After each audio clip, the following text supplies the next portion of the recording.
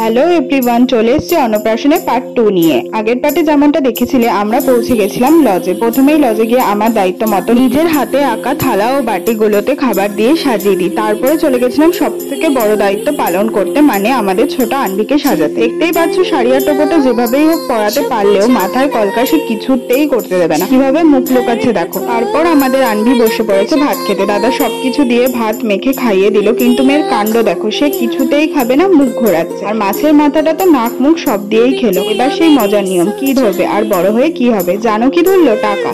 সেই নিয়ে তো সবাই হাসাহাসি করছে। আর যাই হোক না কেন, বড় হয়ে একটা ভালো মনের মানুষ হোক, সারা জীবন এইভাবে হাসি খুশি থেকো, এই আশীর্বাদই করি। আনবির খাওয়া তো শেষ, এবার বসে পড়লাম আমরাও খেতে। পনির, মাছ, মাংস সবকিছু দিয়ে জমিয়ে খাওয়া দাওয়া করলাম। আর লাস্ট রাতে খেলাম পাঁপড়, হাজমলা, আইসক্রিম। তারপরে চলে গেলাম দিদির বাড়ি। সেদিনটা দিদির বাড়িতেই ছিলাম। তোমাদের ভিডিওটা কেমন লাগলো অবশ্যই কমেন্টে জানিও। ওকে, বাই।